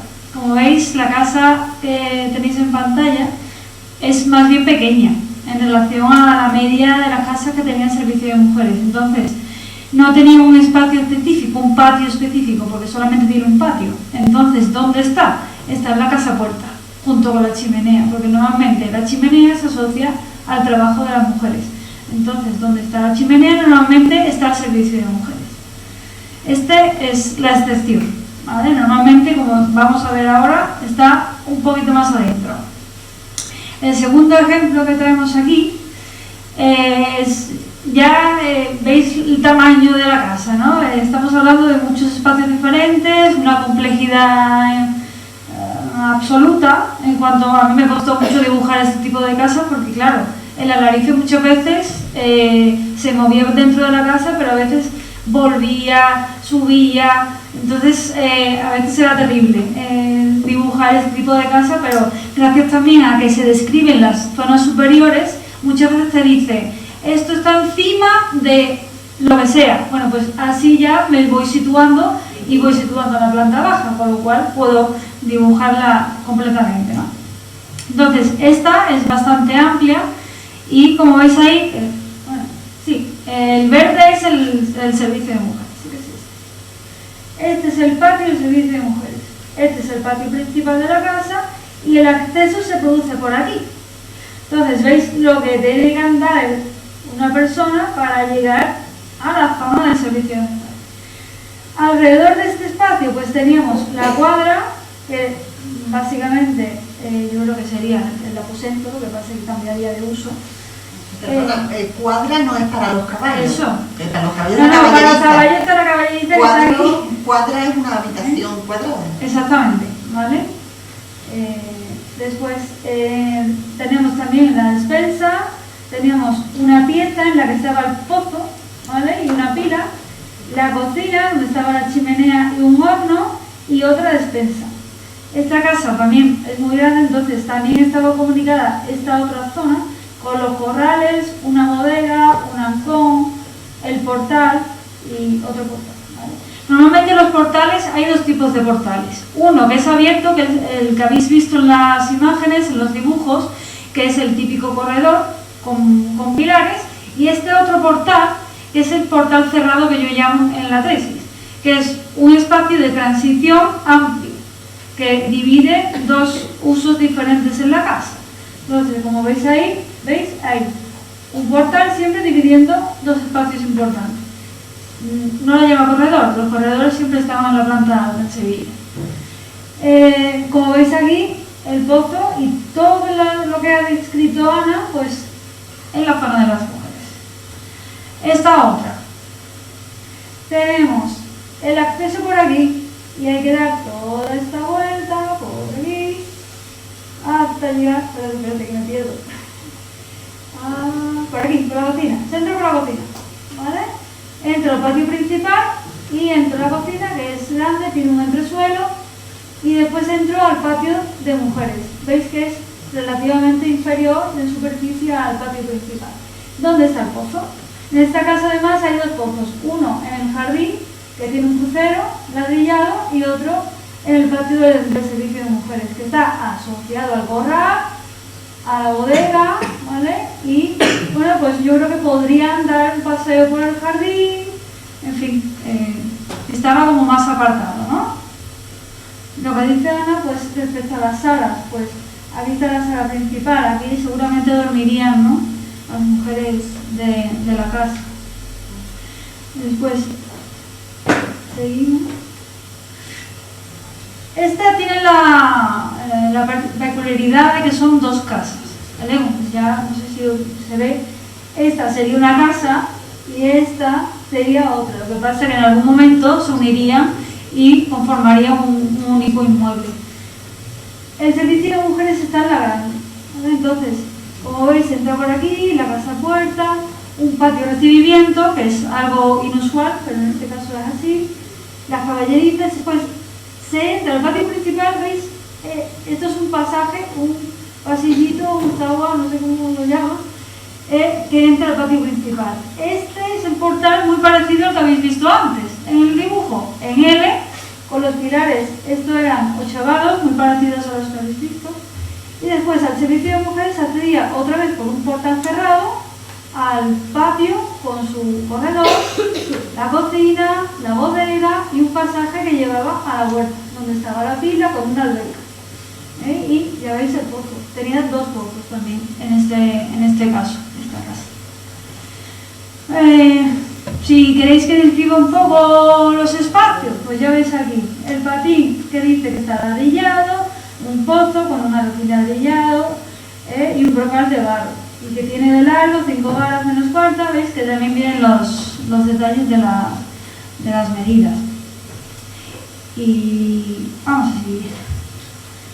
Esta pues tiene entrada, cámara, cocina y callejón, y también se entra por aquí a un patio de recibimiento con un portal. Entro por otra puerta a otro portal, otro patio. Esta casa tiene muchos patios. El patio principal, que lo llama, y con un sumidero, y ahora por el portal se accedía a una entrada, En este caso se llama entrada, donde estaba la escalera. Y esta entrada da paso a 2 callejones. Este callejón, que se describe como callejón, yo entiendo que será la zona de la letrina, que se usaría para otras cosas, ¿no? Pero lo llama callejón. Después, aquí aparece la cámara y la cocina. Esto también es unos espacios bastante típicos de los servicios de mujeres en las casas. Y nos falta pues el pozo, una pila y una chimenea. Siempre presente, la chimenea y el pozo. Esta otra llama la atención por el gran número de despensas. Yo entiendo que esto que se llama despensa, no creo que tuviesen 3 despensas, seguramente una de las despensas se utilizaría como palacio. Palacio en la casa sevillana es como la habitación, ¿vale? Que tiene muchos usos. Entonces, es un servicio de mujeres que está delante de este patio, donde está otro patinito, ¿vale? Este sería el patio. Es bastante interesante porque tiene en todos sus lados tiene balcones, tiene corredores en la parte alta que son todos con barandillas de madera, que es también muy, muy típico en los patios del servicio de mujeres, porque luego os voy a enseñar una volumetría de una casa y ya veréis que es bastante típico. ¿Veis? Aquí también aparece el jardín asociado, con su crucero, su pila. En este caso la pila incluso tenía leones, que podrían, yo siempre digo que a lo mejor alguna copia de Granada o algo similar. También tenía la noria, y ahora, esta noria daba agua al patio también, porque en este caso hay 2 patios en la zona de las mujeres. Este, que tiene el nombre del servicio de mujeres, y este otro patio donde estaba el sumidero, estaba, como ahora lo veré, pues, aquí, ¿vale? Donde estaba el pozo, un lebrillo, el sumidero y un corredor, supongo que para no mojarse, para entrar de la cocina al cobertizo del corral, que tenía una zona cubierta, ¿vale? Este es el corral de aves que ha nombrado antes Ana, que está siempre al final de la casa. En la cocina pues tiene una chimenea, una despensa asociada con un pequeño armario, y ahora las 2 despensas, bueno, esta es bodega, despensa, y que bueno, también tenía armarios, ¿verdad? Con él. ¿Vale? Esto aparece muy poco en los apeos. Los armarios no aparecen 3 o 4 veces en todos los apeos que he leído. O sea, que no es algo muy, muy normal. Esto sí es cierto que tiene una alberquilla aquí, que es curioso. Hace poco ha salido un libro sobre el agua en Toledo y en su entorno, en el que explico el agua en la casa sevillana. Y explico que no es muy usual que haya albercas y ese tipo de construcciones, pero bueno, la curiosidad sí que está ahí. Después en el jardín pues había árboles, y daban sombra, en fin, tenían su crucero, tenían la zona ladrillada. Esta casa es increíble, lo que pasa es que desapareció. Una de las cosas que estudié en la tesis es cuántas casas han permanecido, y realmente hay pocas. Un 5% de todas las que he dibujado se mantienen. Lo que pasa es que ciertamente las que sí se mantienen han mantenido la estructura, es decir, han mantenido los patios donde realmente estaban en el 16, o sea que se mantiene la estructura. Aquí veis más detallado el caso. Tenéis las 2 zonas cubiertas, el jardín que está ladrillado con sus patios. Seguimos. Esta es la casa que tiene más espacios de mujeres. Es casi, ¿veis? Un tercio de la casa dedicado a la mujer. Se entra por aquí, por una cuadra, volvemos a decir, no es la de los caballos, que tiene un pozo y un sumidero, y después está el servicio de mujeres, que está ladrillado de ladrillo en espinaca. Después tiene la despensa, otro patio, ¿vale? Veis aquí también hay 2 patios, que tienen la escalera que sube arriba, tiene 2 palacios asociados al patio, otro palacio aquí asociado al corral. Este tendría otro uso, porque está tejado directamente. No creo que fuera un palacio al uso, a lo mejor también hay los sirvientes o no sé. En el caso, no sé, como es que en el apeo no habla del uso, habla siempre de terminología, ¿no? Después el corral también es muy grande con su zona cubierta, muchas veces tiene un cobertizo. Y bueno, la letrina el sumidero, el pozo, otro sumidero por ahí, y en la cocina siempre veis la chimenea. Otra, veis, al final de la casa, entrando por aquí, hay que dar muchas vueltas para entrar. Tiene un zaguán o un pasillo, una pieza. Entra al servicio de mujeres, que también está ladrillado de espinapel, o la escalera que sube al corredor, y tiene una cámara y un palacio. En este caso no habla de cocina. La cocina, bueno, aquí una despensa, está en otro, no habla de cocina. Entonces uno de estos se usaría para cocina seguramente, no, porque una casa de estas dimensiones no tenga cocina. Esta es la que os he traído en volumetría, para que veamos ahora cómo era. Porque veis aquí, está también, esta puede considerarse como nos puede servir de ejemplo, ¿vale? Entonces, tenía el patio, que veis, es ligeramente inferior al patio principal, con su zona de balcones, que es esta zona de aquí, el pozo en medio con su brocal, la cocina con su chimenea, un pasaje al corral con la letrina normalmente estaba en el corral, y la despensa al fondo. La peculiaridad de esta despensa, pues estaba doblada dos veces. Una arriba tenía un soberano, que servía seguramente para dormir, y tenía encima un pajar. O sea, estaba doblado dos veces. Esta es muy característica, la vamos a ver ahora con detalle. Veis aquí los espacios. Y después, esta es, bueno, relativamente pequeña, pero lo que llama la atención de esta es porque estaba conectada directamente con la casa de los Pinelo. Estaba en la manzana de los Pinelo, en algún momento dado se segregó, salió esta casa y estaba lindando con ella. Entonces el servicio de mujeres de la casa de los Pinelo estaba aquí. No estaba ya en el apeo de la casa de los Pinelo, sino aparece en este apeo de esta casa, que sería segregada, se habría segregado en algún momento. Veis también está asociado la cocina con la chimenea, en este caso aparece el pozo aquí y una letrina. En fin, ya estoy terminando. También os he traído esta, que es bastante, que sale de lo normal porque es pequeña, ¿vale? Y el caso es que tiene dos cocinas. Bueno, os he traído, estos son dos hipótesis en planta baja, porque hay veces que he necesitado hacer más de una hipótesis para una sola casa. Entonces, cuando no se sabe exactamente cómo es la casa, pues hago dos hipótesis o las que sea y las planteo. En este caso, os traigo dos plantas bajas, pero sí es cierto que había dos cocinas, una arriba y otra abajo. Quiere decir que seguramente vivirían dos familias en esta casa, una arriba y otra abajo. Más que nada porque el hecho de que tuviesen dos cocinas, dos chimeneas y todo repetido, pues llama la atención. Y también pues tiene el patio al fondo del servicio de mujeres, con su pozo, su cocina, su chimenea. A menor dimensión, o sea, en escala menor, pero siguen estando ahí esos espacios, ¿no? Y aquí os traigo la volumetría de la casa, esta, de la F266.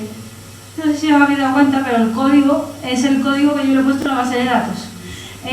La letra que aparece al principio es en qué libro de apeos está, es decir, cabildo o fábrica. El número es el número de folio donde empieza el apeo y el R de la V pues vuelto o recto, ¿vale? Para que lo sepáis. Esta sería la zona del servicio de mujeres. ¿Veis el patio que tiene los balcones, el corredor en planta alta, el pozo, está la cocina, el soberano de la cocina y encima la azotea? Aquí sería, pues, yo supongo donde tendería, que es lo que ha dicho Ana. Y tienes, este es el pasaje por aquí, el callejón que hay, que separa la zona del patio del corral, que está aquí detrás, donde está la despensa en planta baja, el soberano y tiene el pajar en planta alta, en este caso pues tejado a un agua. Y bueno, ya veis, no he entrado mucho detalle en la volumetría, pero sí se ve pues que los apeos ofrecen muchos detalles, el número de vigas, el tipo de alfarquía, si es viga, alfarquía, costanera, cabio, en fin, ofrecen tanto detalle que es fácil dibujar realmente la estructura que tenía la casa. Y aquí se ve también cómo se subía a la azotea desde la planta primera. Y aquí veis las vigas de la cocina. Y con esto pues termino. Bueno, yo... Espera, No, espera. un minuto. Termino yo. No, pero yo nada, yo 2 minutos. Bueno, a mí me gustaría insistir en que la descripción de este conjunto de viviendas constata una, a ver, ¿cómo lo digo? Una domesticidad femenina absolutamente protocolizada. Y eso es importante tenerlo en cuenta porque en una sociedad que considera a las mujeres como seres cuyo pensamiento está dominado por sus estados emocionales, la del pasado me refiero, por lo que necesita guía y vigilancia constante, pues esto se conseguía, ya lo saben, a través de la presión social para tomar estado, es decir, entrar en religión o casarse. Con lo cual, esa protocolización de sus acciones entra dentro de este concepto, ¿no? Pero otra alternativa era el resguardo en la familia, en la casa, en el servicio de mujeres, donde han permanecido muy eficazmente ocultas durante siglos, pero claro, al incorporar el género como categoría de análisis histórico, pues queda en evidencia cómo los estudios sobre la arquitectura residencial bajo el genérico masculino pues están incompletos. Nuestro objetivo principal es completarlos. No consideramos que estén mal hechos los anteriores, pero desde luego hay que aportar más información y contextualizar. Ahora sí, termino. Sí.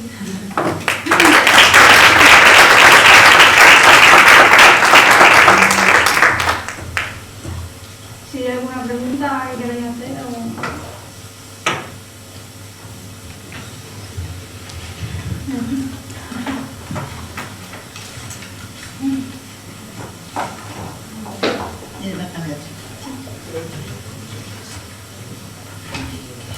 A ver, sí.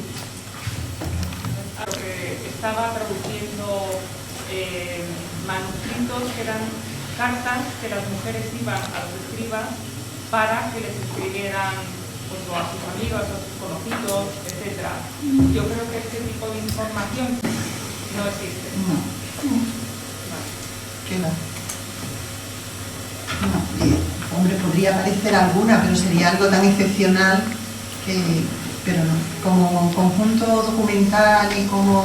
Es que, no sé, ¿dónde estaba haciendo esa investigación? ¿En España? En Marruecos. Claro, es que en España todo el tema epistolar, desgraciadamente, yo creo que es como un concepto de reservar la intimidad, no sé, porque incluso en los archivos de la nobleza se hacen desaparecer gran parte, no ahora, sino en su momento. Se van destruyendo gran parte de las cartas que no son documentos, digamos, de gestión administrativa, ¿no? Y es una cadencia importante porque además que la comparamos con otros países, con Italia fundamentalmente, es que en Italia, y eso que siempre se dice, España con los archivos, con esa intención que Felipe II impone de custodiar toda la documentación, sí, pero la pública, digamos, todo aquello que afecta, es más emocional, debe chocar con la costumbre española y conservamos poquísimas cartas.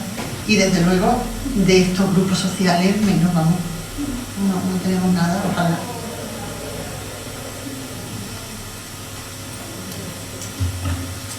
¿Alguien más quiere...? Sí, una Cipri. duda no me ha quedado muy claro exactamente qué es el apeo, es decir, si es como concepto ¿no?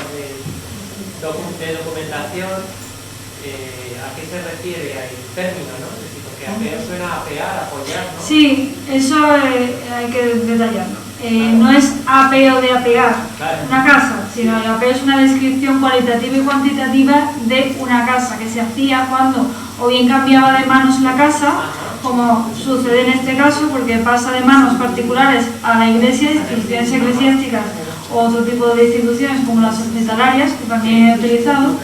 Entonces, son descripciones de casas. Iría acompañado a la escritura, ¿no? No, en este caso es se utilizaban para la administración de esos inmuebles. Además, este tipo de documento surgió por la necesidad de estas instituciones de tener una información actualizada de todos sus inmuebles. Entonces, lo que hicieron fue ponerse en contacto con el alarife visitador de casas, que se llamaba así. Entonces, ese alarife es el que hacía el inventario descriptivo de cada uno de esos inmuebles. Ese es el apego. Es que el cabildo... Perdón, no solo de casas, Sí. sino también de fincas y de bienes de Sí, sí, de todo. Lo digo porque yo trabajo con apego, Claro. de bienes de tierra. Sí, sí. Había también cortijos, de todo. Es que la catedral o los hospitales, que es de donde procede esta información, no compra nada de esto. Todo lo recibe por legado, son herencias de la gente. Entonces, una vez que lo recibe, necesitan tener el control de las nuevas propiedades que tiene, y esto es un instrumento maravilloso. Claro, sí, me despistaba el término. Claro, ha sido un fallo mío, no lo he explicado. Yo un poco respecto a lo que dice Cipri, le ha contestado esta otra participante, que no sé tu nombre, perdóname. Sí, Begoña. Yo supongo que es un tipo de documento que, porque habéis utilizado nombres de piezas habituales en las casas que en Sevilla tienen, no sé si solamente en Sevilla o en toda Andalucía, una terminología distinta. Cuadra, porque lo habéis explicado, porque todos pensábamos en la cuadra, ¿no? Palacio, también habéis dicho palacio como sinónimo de habitación. Sí, bueno, el palacio es fascinante, pero nos reunimos 7 y ninguno tiene la misma explicación. No está bien definido porque los documentos no lo definen bien. Lo único que queda claro es que siempre planta baja. Sí, imaginemos, no sé, el ejemplo de los cuartos de la Alhambra, a lo mejor lo han visitado y lo conocen más, ¿no? O en Sevilla, el Alcázar, ¿no? Cualquier edificio andalusí o mudéjar. Bueno, el patio es una estructura central básica, y en torno al patio, normalmente, porque claro, el patio puede no tener edificaciones en sus 4 lados, puede tener la pared medianera con la finca de al lado o de detrás, ¿no? Pero imaginemos que sí, que en sus 4 lados tiene construcción de la propia casa.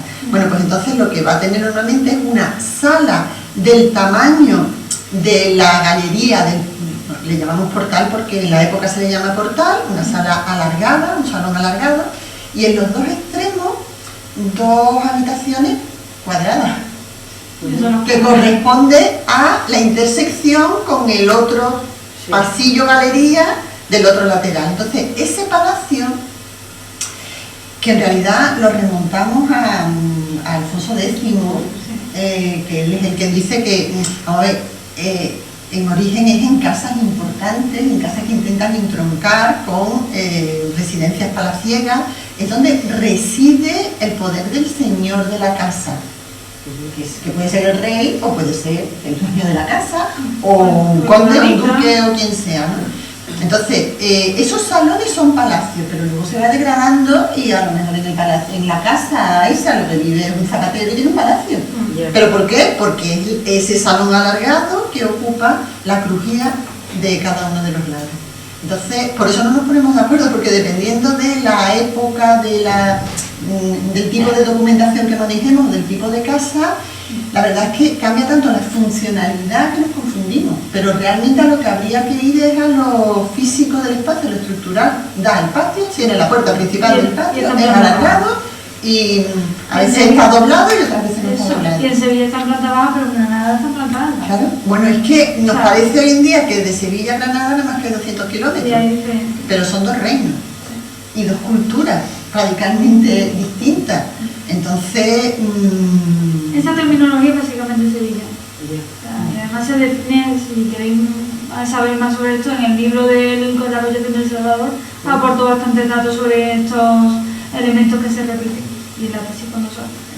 Sí es cierto que doy la superficie mediana, doy dónde estaba, intento hablar un poco de los usos. Está bastante bien documentado. Bueno, a mí la verdad que me ha encantado porque es la casa y me encanta la casa. como elemento de estudio. Yo tengo una duda que me ha surgido, bueno, que habéis hecho un trabajo además exhaustivo en cuanto a, claro, para poder sistematizar y sacar una conclusión que se pueda aplicar de una manera general a un tipo, por así decirlo, ¿no? Claramente son casas principales, de las que denominamos principales, ¿no? No solamente por tamaño, sino también por distribución. 2 plantas, porque este servicio de mujeres es una parte importante, desde luego, de planta baja, de una planta que el resto, que es una pregunta, el resto está también dedicado al servicio, aunque sean, por ejemplo, en otras tipologías de viviendas que no tienen tanto espacio para disponer, no, estas son casas realmente espectaculares, la dimensión de la cocina, la despensa, la cuadra, el patio en medio, el pozo, es decir, que tiene prácticamente todas las comodidades y además con enormes dimensiones.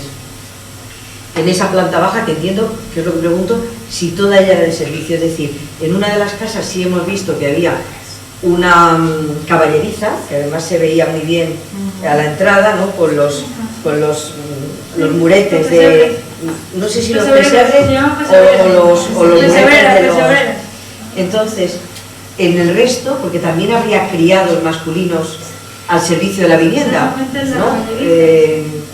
Bueno, y yo qué sé, siempre el amo tiene un criado, bueno, yo hablo, también cada uno barre hacia adentro de lo que conozco más, que es Madrid, pero el criado, pero también lo dice Alberti, lo dice Palladio, lo dicen la mayor parte de los tratadistas que se han ocupado, y los moralistas, que se han ocupado de las casas.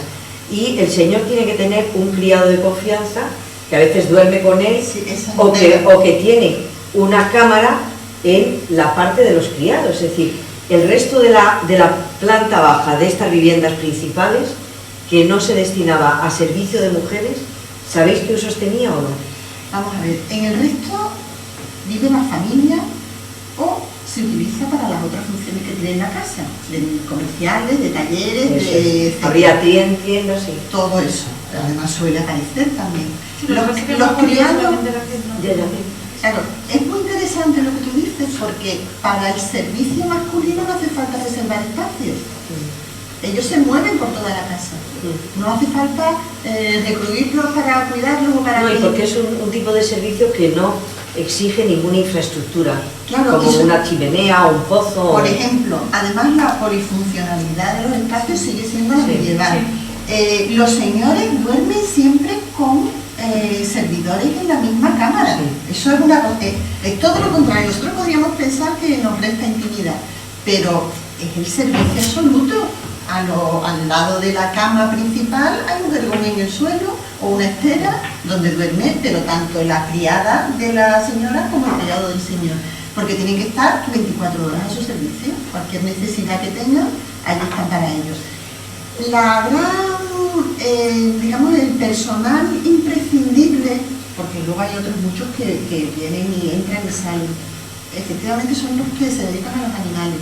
Pero eso duermen en las caballerizas, viven en las caballerizas. De hecho hay entre plantas en las caballerizas. Claro, eso. En la caballerista normalmente tiene su propio doblado. Y luego en la planta principal de estas viviendas era donde estaba, yo qué sé, la sala, el despacho del señor, el gabinete. Más cámara, más recámara, soberano. Muchísimas otras piezas, tanto abajo como arriba, con diferentes usos, que como no tenemos el amoblamiento, pues es más complicado. Y además que las casas no... Pero vienen también descritas en los apeos. Totalmente, sí. Todo. Sí, sí. Pero todo eso, vamos a ver, todo eso es la tesis de María. Lo que María no ha desarrollado la tesis de servicio de mujeres. Sí, yo decía que la conferencia de hoy era servicio de mujeres, pero luego ves el resto de la casa y siempre es yo por lo menos una enorme curiosidad. Una cosa, que lo comenté el otro día, en Esquivias, muy cerca de aquí en Toledo, hay una casa museo de Cervantes. Allí hay 2 chimeneas, hay 2 cocinas, una superpuesta a la otra, pero para una sola familia. Sí, lo digo porque es muy interesante y tiene su lógica. La de abajo es una cocina grande, competente para que se reúnan los criados y la familia, tiene como 2 secciones, sin poder hablar propiamente de comedor, pero tiene una zona con bancos de mampostería cerca de la lumbre, y luego otra un poquito más retirada, con una mesa, y arriba es una cocina más pequeña que aprovecha el tiro para hacer también chimenea de guisar, y un espacio más pequeño, que además de dar calor, al lado estaba el estrado de la señora y luego la habitación. Pero es para una misma familia. Lo digo para que miréis también la posibilidad. Sí suele aparecer el tinelo, no sé si en otros lugares, ¿entendéis lo que es El tinelo en Cataluña, yo lo he visto. Bueno, en Andalucía, hoy en día, en cualquier hacienda de olivar o cortijo, ya sabéis, las haciendas son de olivar y cortijo de cereales, ¿no? Hay un tinelo. El tinelo es el comedor de los trabajadores, que no comen con la familia, digamos, con el resto del servicio. Entonces, por ejemplo, aquí en La León hay un tinelo conectado con la cocina. La cocina está arriba también, porque tiene que dar servicio cómodo a esos trabajadores, pero esos trabajadores no entran en la parte de la casa que es el servicio de las mujeres. Entonces, quizá esa cocina comedor de abajo, aunque no se llame tinelo ni jibia, pero sea ese concepto, porque viera a comer gente de la casa, o sea, del señorío, del servicio, pero no del servicio doméstico. Muy bien, pues enhorabuena, muchas gracias, muy buen trabajo. Muchas Deseo leerlo. ¿Alguien más quiere hacer alguna pregunta? ¿Nadie tiene ninguna duda? Concha. La verdad es que enhorabuena por lo que habéis presentado y como decía Beatriz, la verdad es que es fascinante. A mí me ha interesado mucho ese ámbito de mujeres porque realmente es un espacio que, claro, sectoriza la casa, pero al final lo convierte en un espacio de privacidad femenino, ¿no? Y además de un espacio de actividad, se convierte, como habéis comentado, en un espacio de sociabilidad. Entonces, ¿cómo estáis trabajando este tema en el proyecto? ¿Cómo estáis abordando? Porque cuando comentabas el tema de los tendederos o esas azoteas, pues al final tanto la práctica de lavar la ropa como el reunir a las mujeres en torno a esa actividad pues genera un ámbito de sociabilidad. Y por ejemplo, pues yo llevándolo a mi terreno, ¿no? Cuando yo empecé a trabajar sobre el Prado, pues la verdad es que no entendía muy bien cómo cerca de ese espacio, que luego, bueno, pues sí, hay una parte de glamour, pero luego es un espacio de actividad muy cotidiana, ¿no? Y surgen allí, en la esquina donde hoy está Capitanía General, pues los primeros lavaderos públicos en la huerta de Juan Fernández, ¿no? Y claro, yo después de conocer ese espacio en profundidad, digo, bueno, pues que muchas mujeres de las que estaban en ese entorno probablemente estuvieran trabajando en esos lavaderos que se terminan casi mimetizando en ese espacio como ámbito de sociabilidad, ¿no? Entonces un poco lo llevaba y entendía que este espacio reproduce a muy pequeña escala esos espacios de sociabilidad en la ciudad, ¿no? A partir de estas actividades. Y bueno, pues un poco preguntaros cómo estáis abordando, si lo estáis abordando, si os lo planteáis. Sí, lo estamos haciendo y es complicadísimo porque hay muy poca información sobre eso. Hay algunas cosas en archivos municipales. Lo que pasa es que el proyecto no es solamente sobre Sevilla, ¿no? De hecho, sobre Sevilla, además que trabajamos nosotros dos, en el proyecto somos 9. Y bueno, aparte que de fuera de España hay 3, luego el resto repartidos por toda España, ¿no? Bueno, hay casos maravillosos. Hay una investigadora de Zaragoza que es que ella tiene, es que depende del archivo, y el Reino de Aragón para eso es una maravilla, porque allí las descripciones son arquitectónicas y con todos los enseres de cada habitación. Es capaz de reconstruir, pero una casa y otra con todo lo que tiene dentro, ¿no? Y además con una pequeña descripción de los habitantes, ¿no? Cuántas personas son, cuántos hijos tienen, cuántos servidores. En Castilla eso no es tan frecuente. A mí siempre me emociona. En uno de esos inventarios era en Gerona, que no recordaba, no sé. Estaban inventariando los enseres de la cocina y una sartencita capaz para 2 huevos fritos. Es que te produce una cercanía, esa evocación, te lo traes al presente de una manera. No tenemos esas cosas, ¿no? Lo que pasa es que es verdad que la pintura nos da muchas pistas, sobre todo de interiores, claro, sabiendo leerlo, porque te encuentra una de las participantes, Sonia Caballero, que es de la Universidad de Granada, ella se ha encargado de leer pintura a tutiplén, ¿no? Siglo XV y XVI. Entonces, claro, ella nos explica, nos ha enseñado que utiliza para la caracterización de los dormitorios, por ejemplo, de las cámaras, las representaciones del nacimiento de la Virgen y de San Juan, que son las más frecuentes, ¿no? Pero claro, ahí encontramos una representación muy normatizada y muy cristiana. Lo habitual en los relatos es que en el momento del parto la habitación estaba atestada de amuletos, por ejemplo. Bueno, claro, es que un miedo, me imagino, atroz. Entonces había amuletos por todas partes, eso no aparece jamás en la pintura, porque por medio pasa la criba, la censura de la Iglesia oficial, ¿no? Entonces, claro, tampoco nos podemos fiar absolutamente de eso, porque que desaparezcan una serie de seres cotidianos no significa que no existieran, sino que no se consideraran dignos de representar. Por ejemplo, la pintura flamenca, ahí te muestra mucho más de lo que aparece en la pintura española, ¿no?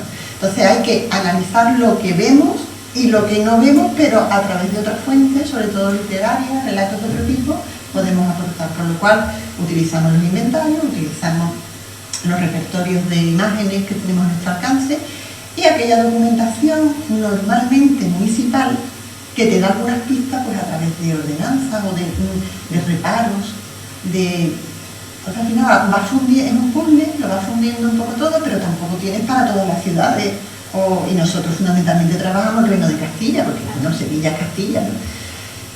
Que es muy complicado, pero por eso vamos a continuar el mismo proyecto hasta que podamos organizarlo un poco. ¿Alguien más? Bueno, solo para terminar, porque a propósito de la sociabilidad y todo eso y el lavar la ropa, aunque muy tardíamente, pero ya lo recoge este pintor que llevo toda la conferencia tratando de recordar su nombre, espero que me ayudéis, el que hace las Joly, Antonio Joly. Antonio Joly recoge, yo creo que en Madrid es el primero que recoge las vistas en la ermita de la Virgen del Puerto, que era la patrona de las lavanderas de Madrid, y él, que es un pintor áulico por excelencia, pero que desciende mucho al detalle, y se ven esas filas de ropa tendida en torno al río Manzanares. Goya también recoge a las... Incluso la vista que hace de la calle de Alcalá. Exacto, que es la pusiste. Claro, pusiste tú, me parece, ¿no? Sí. Que se supone que es la vista oficial, ¿no?, para los Borbones y tal. Y sí que recoge con bastante descripción, vamos, con bastante detalle, perdón, la ropa tendida. Y luego ya eso eclosiona en el 19, que se nos va de fecha, pero que es una de las imágenes más características de Madrid, y con mucha literatura además, muy bonita, aunque era un oficio durísimo, el de las lavanderas a lo largo del Manzanares. Eso dura hasta la canalización del Manzanares, que debió ser antes de ayer, vamos. Y era un trabajo muy duro, que generalmente hacían mujeres de servicio, o sea que no era su propia ropa la que llevaban a lavar, sino ropa de otras personas que les pagaban para ello. Gustavo Varela creo que hace un relato muy bonito, comparándolo con las velas de los barcos y cómo parece el Manzanares, que nunca tuvo capacidad para coger ningún barco, que parece un río con un gran puerto fluvial, con todos esos... Bueno, un trabajo durísimo que llevaban a cabo las mujeres. Y para la casa sí hay que mirar todo, ordenanzas, recetarios, que habéis dicho vosotras antes, tratados de arquitectura, morales, de todo, bueno, inventarios, sí. Van por habitaciones y además con descripciones muy pormenorizadas de cómo se llamaban cada uno de los habitáculos y qué había en cada uno. Bueno, yo me he encontrado algunos que son, sobre todo los del 19, que nos recogen información muy detallada de épocas anteriores. Luego depende que supongo que, bueno, no sé qué régimen de habitación. Madrid, que tenía un régimen de inquilinato muy potente, sobre todo desde la llegada de la corte, las casas principales se configuran de una manera muy distinta. Porque son propiedad de ellos, la tendrán todas. Aquí todos estos viven de arrendamiento. Ah, todos son, aunque sean casas principales. Entonces Son todas claro, fue una casa principal de alguien que la lega en su testamentaría a la catedral y ahora la catedral la negocia, son las rentas de las que vive la catedral. Toda la casa completa. Todo. Que las tiene de por vida, Pedro de Vallas, la primero de la Santa Iglesia. Ninguno propietario, fueron propietarios en su momento los que lo legaron a la catedral. Pues nada, lo dicho, muy interesante, muchísimas gracias. Muchas gracias.